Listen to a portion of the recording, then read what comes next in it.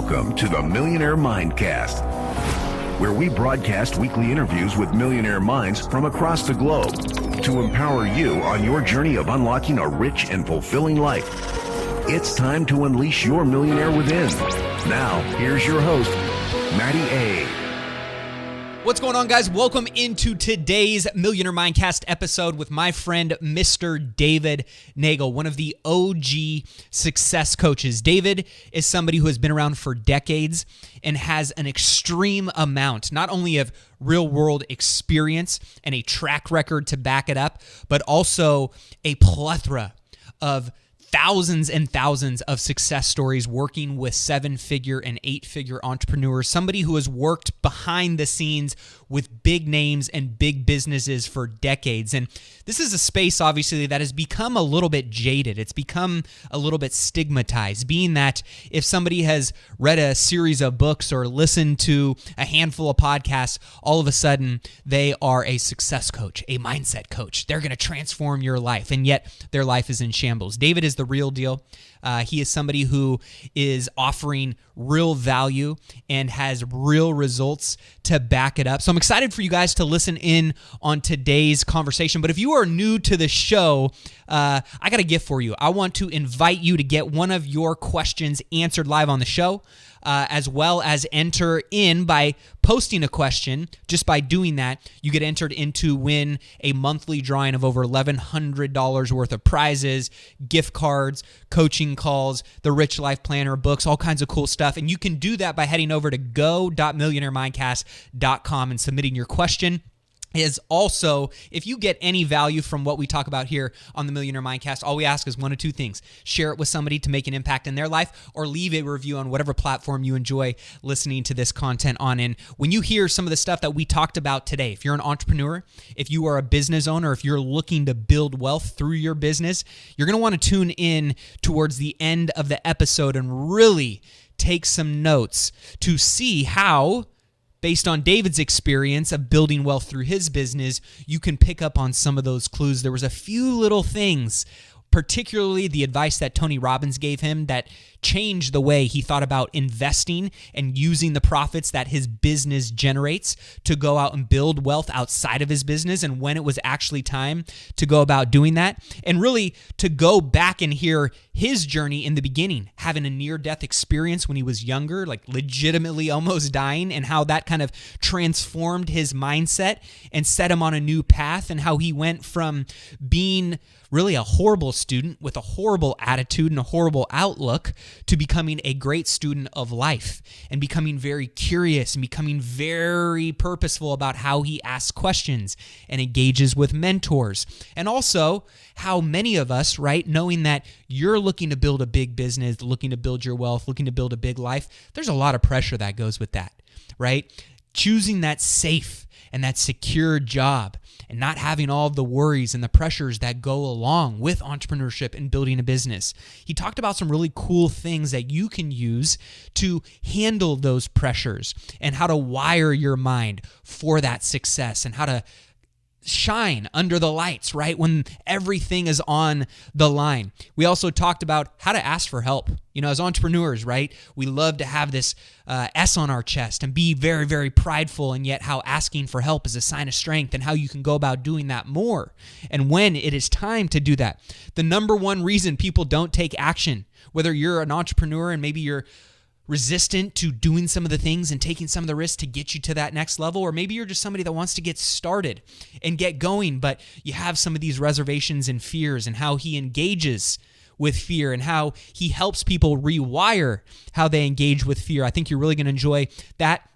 Also, we talked about the difference of how dysfunctional and toxic people play a role in your life, and how you can clean up some of those relationships, or when you need to remove some of those relationships. And he explained it in a way that I hadn't really heard yet. And it invited a different approach and perspective to going about auditing and editing your circle of influence and your tribe. The investing advice that he gives to other business owners why he believes entrepreneurs change the world and will unite us all, how to thrive instead of just survive. So many different topics covered in this one episode, so be sure to listen to it all the way through. And David has a really cool free gift, no strings attached for you guys at the end of the interview as well. With that being said, if we are not connected yet on social media, I've been loving connecting with so many of you guys. One, all the questions that people are entering in at go.millionairemindcast.com and entering the contest, but also putting in real questions like you want answers to. That's what we want to make sure we're asking and helping you find what those are and getting perspectives from other people. So you can do that at go.millionairemindcast.com or connect with me on social media, all my platforms at Official Mattier. Love getting our community of like-minded individuals who are looking to build wealth through their businesses, unlock new levels of freedom, new levels of income, new connections, connecting other individuals who share in core values. That's what this podcast is all about. So don't be a stranger. Come plug into our community. You can learn more over at therichlifeacademy.com, as well as just connecting at themillionairemindcast.com. With that being said, thanks for tuning in today. The show is nothing without you guys, and we want to bring more and more conversations to the forefront that aren't happening in the mainstream. These are things that need to be talked about and discussed, being that this is a lonely path sometimes, but it doesn't have to be. And we can support each other on this journey, and we can help each other accelerate the results we want to get. We can help each other avoid the mistakes, and that's what this platform is all about, and you are a big piece of that platform. So be sure to subscribe, be sure to leave a review. If you get any value from what's shared in today's episode, all we ask is one of two things: review it or share it with a friend. Let's not waste any more time. Let's continue that march to $1 million and beyond right after this quick message. Hey guys, if you are someone who considers themselves a high achiever, but you often find yourself really busy, while those important tasks get procrastinated on or pushed off, then the Rich Life Planner is the perfect productivity tool for you. This planner was specifically designed to help you plan out your top goals, to build better habits, and to track your progress and growth all in one place. If you are ready to unlock new levels of success in 2020, head over to therichlifestore.com and grab yours today. Well, I'm excited to welcome into the show Mr. David Neagle. How you doing, David? I'm doing great. Thanks for having me on. As always, it's a pleasure to be able to, have conversation with you about, life, business, wealth building. You've built, obviously, some amazing businesses in your journey and your career. And a lot of people on our show are active entrepreneurs and business builders and wealth builders, as well as aspiring. So where did your journey begin from an entrepreneurial perspective? Excuse me. From an entrepreneurial perspective, it actually, I always dabbled in it like my whole life. I remember somebody asked me this one time, and I was like, it started in 1999 when I left corporate and I started my own business. But when I actually got to think about it, I did the whole, I had lemonade stands and paper routes, and I was buying and selling cars and fixing them up as a teenager. I always had my hand in something where I could control the amount of money that I was bringing in. I had a snowplow service in my early 20s when I was struggling. I cut grass and did all, kinds of things that kids do. But I would always be rather doing those things and be in control of my income than working for somebody else. And I've worked for some great people too that I learned a lot about running businesses through the companies that I worked for. But it really, everything, my whole life shifted. I had an accident in 1989. I was water skiing on the Illinois River, and I got separated from the boat, and I was sucked through a dam in Marseilles, Illinois. Oh, wow. Yeah. And it was a near-death experience type situation. Broke my back, was beat up pretty bad. And I found out in the emergency room that I was one of two people that survived going through that thing. And they told me every year people go through it and die.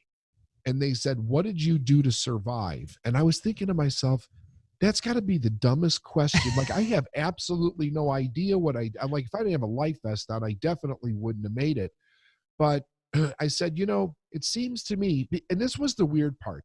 They had the Army Corps of Engineers there who ran the dam. They had the state police there. they had the warden, they had like forestry preserve game warden type Mm-hmm. thing, and local police. Plus, they had the emergency services like captains or something there, and they're all in the emergency room asking me these questions. And I said, why don't you just run a cable across the river about 300 yards before the dam? If like a boat breaks down or something, they could anchor onto it. They wouldn't die. And they said, yeah, but we thought about that, but we're afraid that it'll catch too much debris on it. So I found out like only like 3 or 4 years ago did they actually install a cable in front of that dam. But every year they would have people who go through it to die. But what it did for me was it caused me, because my life was not on a good track at that time of my life. I kind of raised myself as a teenager on the streets of Chicago. I got married very young, started having children. I quit high school, and I realized I did not have the means to support the responsibility that I took on for myself. So that was a wake-up call. And basically what it said to me was life is short. You don't know when you're going to go. There, nothing is for certain. And if you're ever going to do anything, you better do it now, right? So it caused me to start thinking. And then at the time, I was working on a dock driving a forklift because I couldn't get any other job. And I had a snowplow service on the side only in the wintertime in Chicago, which brought me in a little extra money. And I couldn't figure out how to move forward. I was totally stuck. Now, here's what I didn't know at the time. I didn't know that I was an entrepreneur at heart. I really didn't know that. And I was following what everybody said, oh, to be a responsible husband and father, you need to, get a good job and do all that. So I was trying to make this square peg fit in a round hole type scenario. And I had a real emotional breakdown one night on the dock because I literally crying in the back of a trailer, didn't know how I was going to get out of this situation. And a voice in my head said, change your attitude. So I dug down deep and I was like, what is it about my attitude that's been holding me back my whole life? Because I had this problem in school. I just wouldn't do the work. I was bored out of my mind, didn't like it. The teachers would call my father in, say, David's a pretty bright guy. If he would just change his attitude, he would get good grades. I'd go home, get smacked around a little bit, tell me to change my attitude, but nobody ever taught me any skills like how do you study? How do you control your attitude so that you're interested in something? How do you stay alive and keep a spark going in something that you have to do in life that you really have no interest in at all? It was go to your room and stay there until next report card and do better. So I spent most of my childhood grounded. And then I started thinking, okay, I got to change something. So I decided that I was going to compare myself to the guy that I worked for the largest food importer in the country at the time. And the guy started the company in his garage. And I thought, if he started in his garage, I could relate to that somehow because I related it to when I would buy and fix cars and sell them when I was a teenager. Like, get your hands dirty. You don't need to be that intelligent. I didn't think I was that smart at the time. And he built it into this enormous company. And I said, what's the difference between him and me? And I recognized three things right off the bat. He must have loved what he did. I was walking around hating everything that I did, and I was very vocal about it. I was just a miserable bastard, so to speak. He treated people with amazing respect. Now, I worked in a warehouse. There were a lot of people that worked in that warehouse that didn't speak English. He would never walk past somebody without giving them a pat on the back, say, hey, how you doing? How's your family? Everything okay? That type of thing. Not spend a ton of time, but recognize them as a person and an employee. And he did every job to the best of his ability. I was certain of that. And I was not doing that quality of work. I didn't even know what my best was because nobody helped me bring that out of me when I was a kid. So I started there, and in 30 days, my income tripled. 30 days. I went from making $20,000 a year to $62,000 a year. And I didn't have the qualifications to do it. I didn't know anybody. I didn't know what caused this. People were telling me I got lucky, and I knew it wasn't luck. So I decided I was going to start studying and really figure out what the hell I was doing with my life and how this could possibly happen. So I studied for about 7 years, and I was really studying a lot about, like, I started off with like Tony Robbins and stuff back in like 1993, going to seminars, really learning me. Who was David Neagle? That's what I was in search of. And how do I break through and actually become successful? because I felt in my heart that I could do it. I just didn't know what to do or where to even get started. Right. So I kept that attitude working for a petroleum company for 7 years. Around the end of the time that I was getting ready to leave that company, I got promoted into expanding it across the country. And I did that for a little bit, and I realized the advice that I was giving other people about their businesses was making them more money than I was making. So I decided I'm going to leave, and I'm going to do that. I'm going to go into coaching, consulting, and speaking. And that's what I did in 1999. So that's 20 years ago this year, this fall. So, and since then I've built another company, Neagle Media.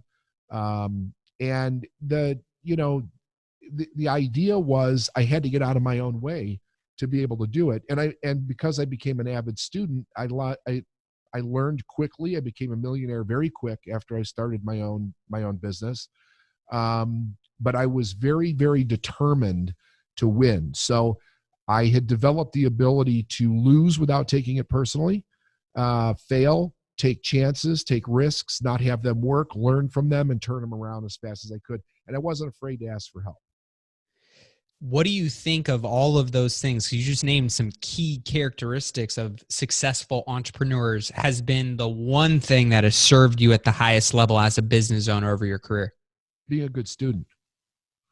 Be a good student. And what does that look like for what's your definition of being a good student? Well, what I did was I found somebody who had the results that I wanted in life, financially, professionally, family-wise. And I talked to him and I asked him if he would mentor me. And I had already made up my mind that I was going to get this guy to mentor me in one way or another. And he said, yes. He said, but here's the deal. You have to do exactly what I tell you to do. And the day that you tell me no, that's the end of our relationship. He said, and I want you to work with me till you out-earn me.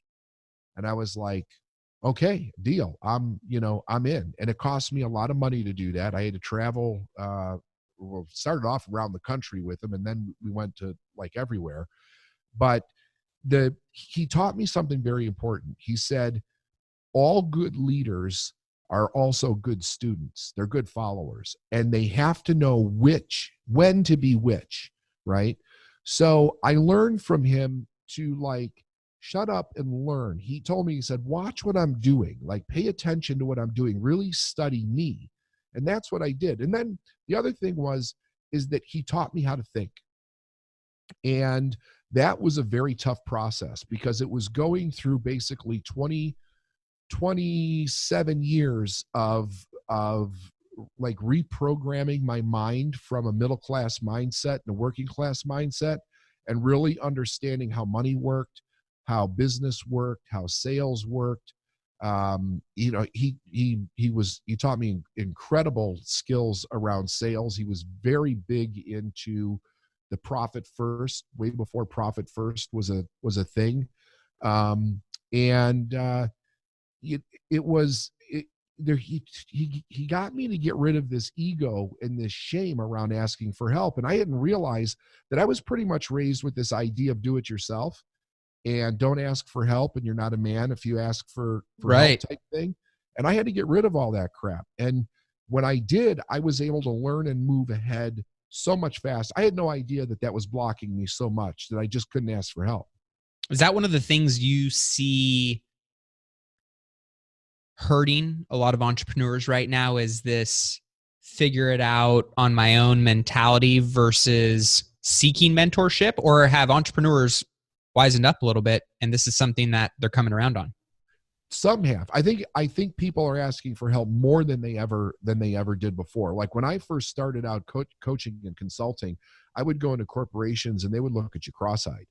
But if you could get somebody who would say yes and they would buy in, and then they would make really rapid progress really fast, their mind to be blown that they were getting in their own way that much. And then other people would see it and they'd be like, okay, I want to work with you because I got results really fast. So I think it's both. I think that there's the ones that are struggling still seem to have difficulty not only asking for help, but then doing what the advice is. It's like, okay, I'm going to give you good advice. This advice is proven over and over again. I know it'll get you the result you're looking for. And then they go back to work and they don't do it. So that's another big problem. Like, you have to really be willing to let go of the way you think it's supposed to work or your need to be right and follow something that actually does. And in regards to there being so many entrepreneurs that have these desires and big goals and big dreams, but this inability to act, what is it that you see stopping so many people, and how can they go about overcoming those things to take that first step or jump off the cliff? The number one reason why people stop is they're afraid of what other people are going to think of them. I've spoken to millions of people, and I've worked with thousands around the world. Number one, hands down, they're afraid of what people are going to think of them. And how do they overcome that? Well, accepting themselves first. I mean, it's self-awareness. It's really about saying, here's who I am as a person. I'm proud of who I am. The good, the bad, and the ugly. I'm not changing a damn thing for you, nor do I have anything to prove to you, but I do have something to prove to myself. So I'm going to do that. And if you like me, great. If you don't, I'm not going to hold it. I'm not going to take it personally, but here's the direction I'm going to go in. And then you have to really look at, a lot of people actually have toxic people in their life and they don't realize it. There's a big difference between a dysfunctional person and a toxic person. Everybody's a little dysfunctional. We could all use to improve, along the way. But toxic people, they want to take you down. They don't want you to succeed. And when you recognize you have a toxic individual in your life, you have to remove them. Because if you don't create the right environment for yourself in which to succeed in, you won't. And how does somebody go about taking inventory or auditing their tribe, the core group of people that they surround themselves with, being that many people often come to me and say, hey, it's my mom, or it's my girlfriend, or it's the person that I sit next to every single day at work. How do I get away from this person? How do I have that conversation? How do I, improve that dynamic or completely eliminate them? What do you tell the people like that are really struggling, knowing that they need to do that? And that person, for those that are listening right now, you probably have some people that immediately come to your mind. How do they go about taking the actions to cleaning up some of those relationships in their life? So you can clean them up if they're dysfunctional. You have to remove them if they're toxic. Toxic is so a dysfunctional person may not necessarily believe the same way you do. They may not have the same ideology in life that you do. They may have slightly different values or ethics than you do. But they won't try to stop you from being you. A toxic person will. A toxic person will punish you for being different or for changing in life. So when I ask a person, this is how bad do you want what you say you want? Do you want to live your purpose in life? Do you really want the success that you say that you do? Or do you have more of an allegiance to this relationship? Because if you do, what's going to end up happening is you're going to live the life they want for you, not the life that you want for you. So it starts with that and personal responsibility. And then I wait for the answer. And I don't make somebody wrong. I think people are in different stages for change in their life. And the truth is, it's difficult when it's your mother. It's difficult when it's your wife or your husband. It's difficult when it's somebody that you love. But you also have to ask another very important question. Why am I tolerating being abused this way in my life? Because it is a form of abuse. There's no question about it. And then you got to look at yourself. Like, don't blame the other person. You're the one that's tolerating it. You're the one that's not setting boundaries. What's actually going on with you? And what it comes down to, this is a little simplified, but it's what it is that you have an unconscious need for love and appreciation, more than you have for loving yourself and giving yourself permission to live the life that you truly want to live. That's where like most problems come from. When you see somebody cheating in the divorce, if you sit down and you talk to the person, or cheating in their marriage or whatever, and you talk to the person, the big problem is that they're just not being honest. They're not being honest. They're not asking for what they need. They're not talking about the things that are difficult not to talk about. So then what they end up doing is they suppress that information and they go out and they have an affair. It's like if they would just be honest, they could do one of two things. They could clean up their marriage and they could get it to a place where they want it to be, or they could realize that they're not with the right person, or that's not the lifestyle that they really want to live, and they can go out and be the person that they want to be. It's really simple. It's not easy to do, but it starts to become easier when you start to accept yourself. And life is too short not to do it. When did you feel like in your entrepreneurial journey, you really embraced every aspect of who David Neagle is? Well, being that that's always a constant evolution, I don't know that that is actually a true statement the way you're asking the question, but I'll give you a variation of it. I was actually in an argument with someone who I loved, and the person was scared to death that the things that I was doing in my business weren't going to work and that we would end up broke and homeless. And they said to me, and I said, I know what I'm doing. This, even if I make a mistake, I will figure it out. I will make this work. And they said, but what if you don't? And I said, then fine. I said, here's the deal. This is my life. I'm never going to know if I don't try. If I try and I find out that I can't do this, I can live with that. But what I can't live with is going my entire life not knowing if this desire that I have on the inside to be something more than I am now, to do the things that I really seem to be interested in, if those are real. Because, there was a time in my life I didn't know. I honestly didn't know. Could I be successful or not beyond working for somebody? I just had a desire in my heart to do it. I felt that's where I belong. Owning my own business felt like home to me. Working for somebody else did not. And I had to challenge that. And I was surprised to hear that come out of my mouth with this person. But then afterwards, I realized you just owned it. You just owned the consequence. And that's really the key. If you can own the failure and not be afraid of the failure, you're going to win. It's one of those things where, I can relate to that on so many levels, being that I think a lot of people all have those fears, and it's the people who know that, hey, I'm going to get my ass beat up, on this journey. I'm going to take some cuts and some bumps and some bruises. They embrace that, but they have this deep-rooted belief in themselves. Are we scared every day? Absolutely. I mean, we deal with things on a daily basis, the unknowns, cash flow projections. Will this account continue? Am I going to succeed with this launch? Whatever it is, right? Insert your kind of space. But again, I'm betting on myself that I'm going to do whatever it takes to figure it out. And if I do lose, it is not a loss, because I'm going to stand back up and keep going. And when you look at the entire timeline of my career and my journey, I will continue to optimize in 2.0 and 3.0 and 4.0 with all of those learning lessons to ultimately end up in that winner circle. Yep. My mentor said two things to me that really made a big difference. He said, actually three things. He said, number one, you'll always get what you need when you need it. He said, so stop being afraid of making decisions and failing. He said, because you'll always land right side up. He's like, look, if you had to go wash dishes to pay the bills, you would do it. I'm like, yeah, I would do whatever it takes. He said, so then you don't have to worry about being homeless.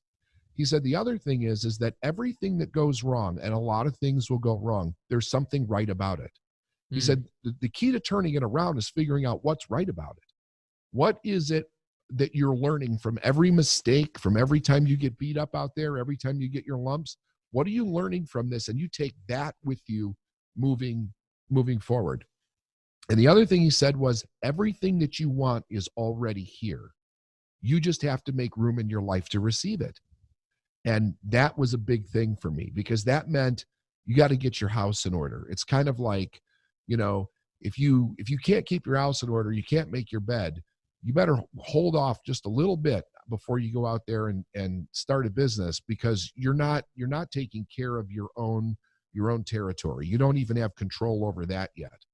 But the idea was that everything is already here. So if it's already here, then it's about, what is the mindset that is required to bring that into my life?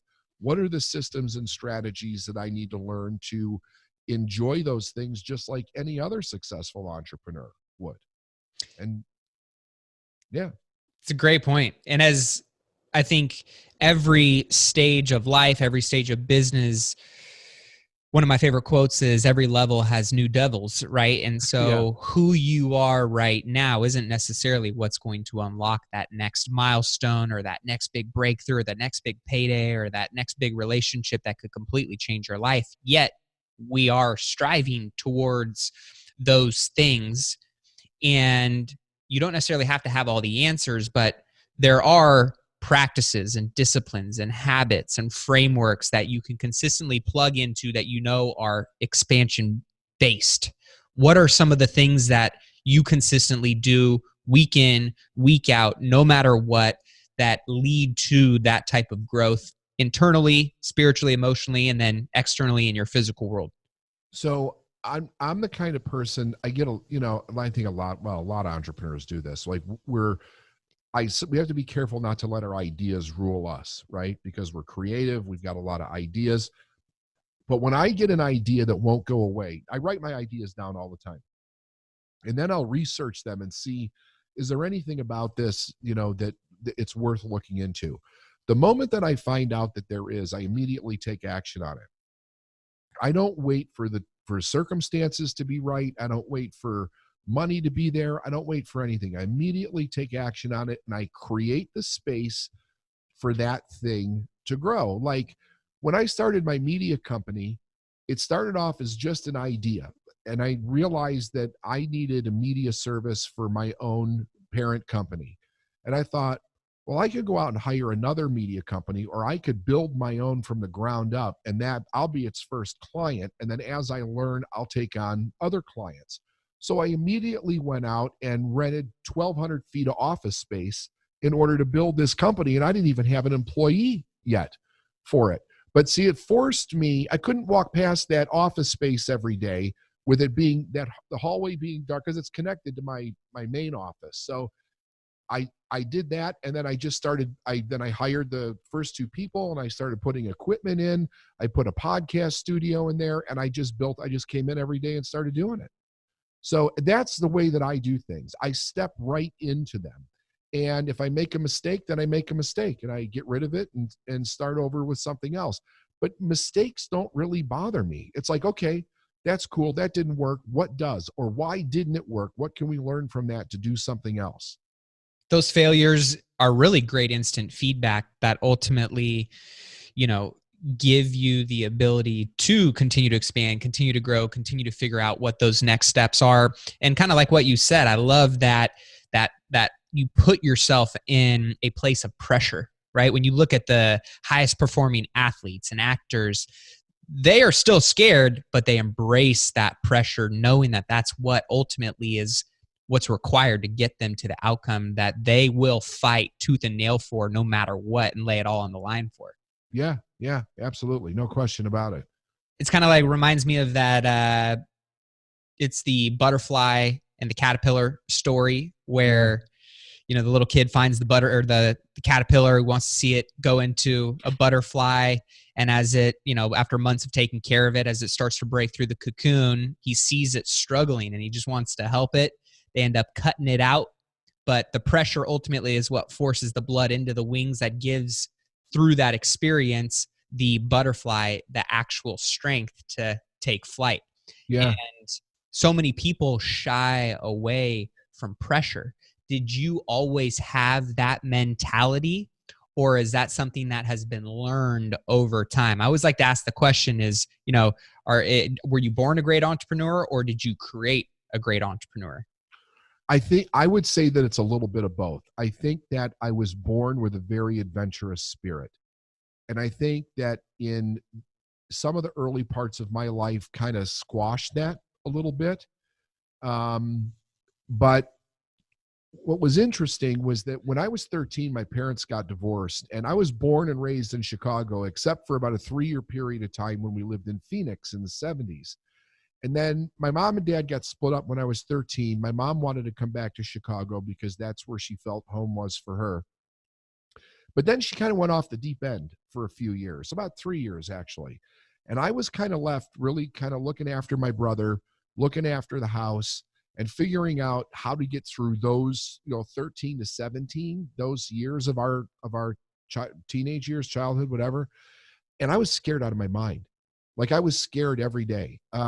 It was a culture shock for me to come back into Chicago in, 1979, uh, from living in what was rural Phoenix at the time. It was very, very different. There were gangs.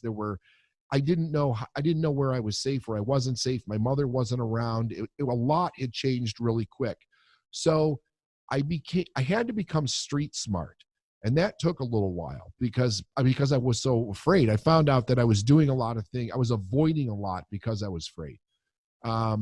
But then once I started to kind of move past that, I got a job. Then I wanted more money. So I was like, okay, how can I earn more money? And I immediately went into like an entrepreneurial mindset. I'm like, oh, you know what? I'm always fixing my car.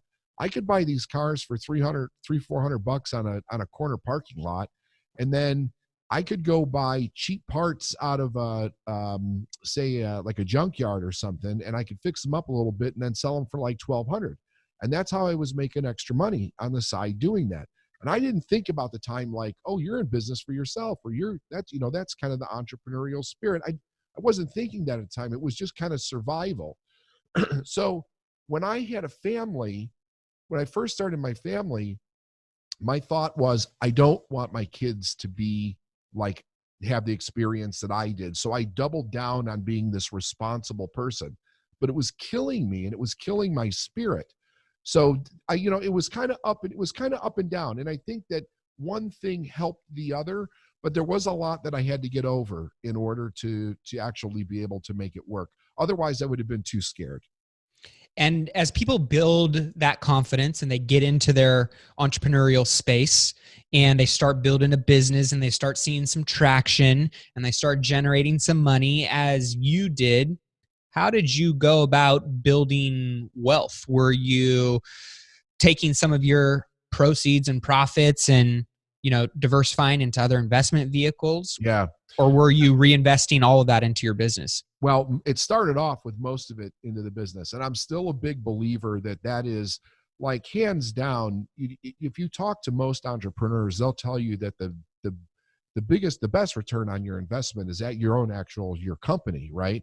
But when I was studying, I studied Warren Buffett a lot. I was really fascinated by him and his mindset. And I'll never forget, he said that he didn't invest in things that he didn't understand. Yep.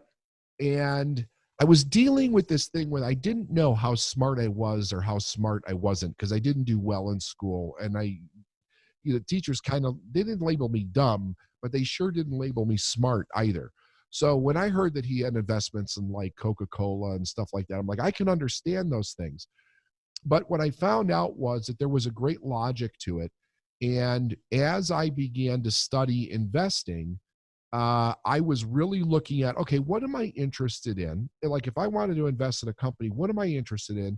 And what is it that I understood about it? So the skill sets that I was developing and building my business, like understanding sales, understanding marketing, understanding media, and then later on with social media and stuff like that, I was starting to see the changes in what was happening with television and Netflix and Hulu and, all those different kinds of things. And some of those things I got in early enough where it was a really good, made a lot of money doing that, but I understood it. I would never invest in something that I didn't understand, not only the company, but the psychology behind why it worked. I just wouldn't do it. So I think that's the answer that I have for that. And hands down, like, I know how to make money in my companies very, very well. So I invest the majority of my money gets vested back into my businesses and moving them forward. Yeah, I always tell people, double down on the areas or vehicles that get you the greatest return and align with funding the lifestyle that you're using those for to create, right? There's no point in diluting those returns or, taking it elsewhere if you yourself know you can control those returns. A lot of people ask me to invest in their hedge funds and their REITs and their deals and lend money on this and that. And I'm invested in other things and other people's businesses. And yet that's like, I always say, that's like asking a wealth manager to go invest their money with another wealth manager when that wealth manager knows they can control the returns and they can, right, have that quality assurance. And so one of the questions I hear from a lot of people is, I hear you, I get that. When is it the right time to diversify a little bit and start investing out of my business additionally, right? Like, when did you feel like, okay, I'm generating some good cash here and I could keep reinvesting this, but I want to diversify a little bit. When did you decide that was the right time for you, knowing that maybe it could be the same or different for others? So same or different for others. So for me, it was when I felt very confident that I had a really good control over the profit and loss of my own company. When I wasn't concerned about, if I take money from over here and put it into this, am I going to kick myself in the ass that I took that money out of there? When I felt really confident about that, that's when I started investing in some other things. The other thing that you said was about the lifestyle. Personally, I'm a big believer in the lifestyle, right? I think that, if one of the reasons why we do this is for freedom, and I think a person should live the lifestyle that they want. I'm not one of these guys that says it's all the business, forget the lifestyle type thing. I don't necessarily think that. I think if a person does it just for the lifestyle, I think they reach a point where the lifestyle doesn't mean much anymore because you can do it. There's no more challenge there. And it's like, now what are you going to do? You're going to sit on the beach or something? It's probably not what your spirit is anyway. But to answer the first question, it was when I became confident that I could repeat the business, and it wasn't going to be a mistake. I love that. For me, it was when I had consistent recurring revenue, right? Because that's for a lot of people, some people that are on, commissions or contracts. If those go away, right, your security in your business is tested. And so that's where you got to, in my opinion, make sure that you have recurring revenue that covers obviously the overhead of your employees in your office and all the other things that you're committed to. And then if you can set some type of criteria of, hey, if I get to 6 months of operating capital in the bank and we're generating this much revenue each and every month, that's when I give myself permission to go and take maybe 20% of the profits and do, whatever, right? Whether you want to do a 401k, a company match, real estate investment, right? So getting clarity, I think, on the time that they are going to give themselves that right to go and do those things is important. What's the person's individual goal? I started off with the basic idea of a wealth fund, just taking 10 cents out of every dollar that came through the company and putting it in only things that appreciate. That worked very well. And I remember this was also something that I learned from Tony Robbins. I remember way back in the day, he said, what's easier to do, to take 10 cents out of a dollar or 100,000 out of a million? And it was like, oh yeah, that makes a lot of sense. He said, if you start off with 10 cents out of a dollar, you'll develop the habit where 100,000 out of a million is not a bad thing. So the whole I don't remember who taught me about the wealth bucket thing. That happened a long time ago. I know a lot of people use that terminology now, but it worked very well. It was disciplined. It came out. My accountant knew that that's where it was going, and it only goes in things that appreciate in value. It does not go into anything that depreciates. And a company, by the way, is something I consider that appreciates in value. So I'll invest in another company too. As you get to, having the level of success that you've had and you start reflecting on, obviously your career and your journey and what's ahead, what are you most looking forward to? Is it still the same thing that burns deep within you, or have you kind of checked a lot of those boxes and now it's evolving? What keeps you with both hands on the steering wheel pushing the businesses forward that you're pushing forward? So my core company is based on helping primarily entrepreneurs and small business owners achieve freedom, really learn how to master bringing money and being profitable in their business and creating systems to be able to do that. And I've done a lot of years of coaching. I speak a lot. I'm an author. I love doing all of those things. And I have the original reason that I did this outside of being an entrepreneur was I had a deep desire to help people the way that my mentor helped me. Mm. I owe so much to him, as far as if he had not come in and changed my mind, I don't think I'd ever be in the place that I am. I don't think I would have figured it out fast enough, especially the way the world was changing at the time that I started. Because I mean, I started right before 9/11. Like, the first financial crisis we had as a business to face was 9/11 and the recession around that. So the that idea of helping people and helping them be free, and watching what the people that I work with, what they do with their companies, that really gives me a good feeling, because they're changing their lives around. They're creating jobs. They're being a benefit to society overall. It's a ripple effect, right? You see generations of people actually being affected by one small change that I made in the back of a trailer one time when, I was at one of my worst moments of my life and decided to really take a positive direction.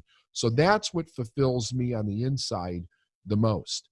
How I do it is fun. I do it in all kinds of fun ways, but now it's more about how can I expand this more globally, and really touch people all over. Being entrepreneurial is something that's on fire in the world right now. Like, people are craving it. They want to learn as much about it as they can. And the opportunities are here to do this. I have a kind of a weird belief around this, in the fact that I think it's something that's going to bring us together as a world more than it is that's something that's going to divide us. Because most entrepreneurs want to do something good. So they're coming from a completely different value system, and they're not living with a survival mindset, which is very detrimental to any society that exists in. So that's where I am with it. I love that. And that's something that I think is exuded in all your work. So I want to honor you, brother, for all the amazing content you put out, all the support you provide to so many business owners and entrepreneurs. Thank you. And, there are a lot of people in this world just surviving instead of coming from an abundance, looking to thrive, looking to impact others in the process. And for those that are really looking to thrive and resonate with your message and want to know more about what is going on in your ecosystem and the services and the offerings you provide, where's the best place for them to follow up and engage with more of what you have to offer? One of the best places is my podcast, the Successful Mind Podcast, and you can find it across all platforms. Or you can go to my website, and there's a free download for people. It's called You Were Born to Be a Success, which is something that I absolutely believe. It's my ethos in life.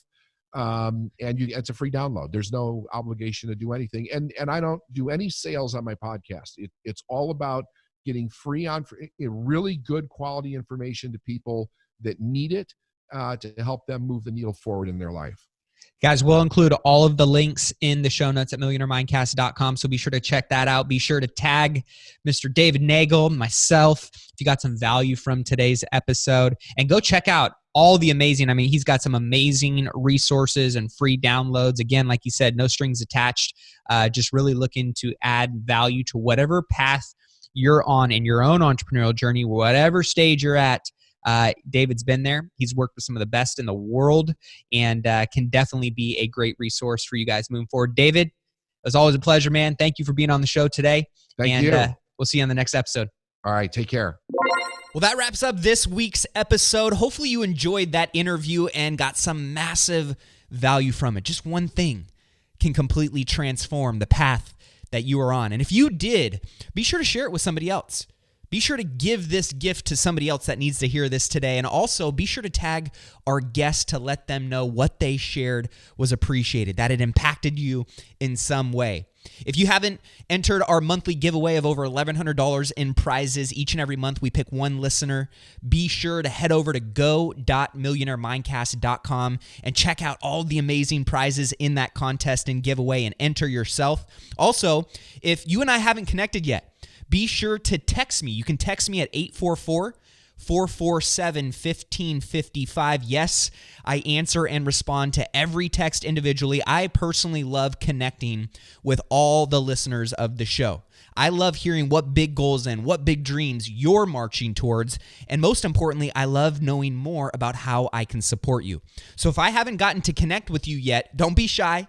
I want to connect with you. I want to hear what you're up to. Text me at 844-447-1555. Last, be sure to head over to therichlifeacademy.com to check out all the amazing free and paid products that we offer to our Millionaire Mindcast family, from one-on-one coaching with me to courses from our guests, all kinds of free content and downloads, upcoming event info on how you can connect with us live in person at some of our events and workshops, and all kinds of other valuable free tools and resources to help you on your wealth building journey. Be sure to check all those out at therichlifeacademy.com. If you have any questions, just text me at 844-447-1555. But if you're truly serious about taking your life, your business, your wealth to the next level, you're not just looking to keep learning, but you want to start taking action and have accountability and support and a community around you, then getting involved inside our community and getting in proximity to other people just like you is going to be the accelerator you need to get to that next level. It's going to be an absolute must. You can do that over at therichlifeacademy.com. With that being said, until next time, keep investing in yourself and your wealth on your march to $1 million and beyond. Cheers, my friends.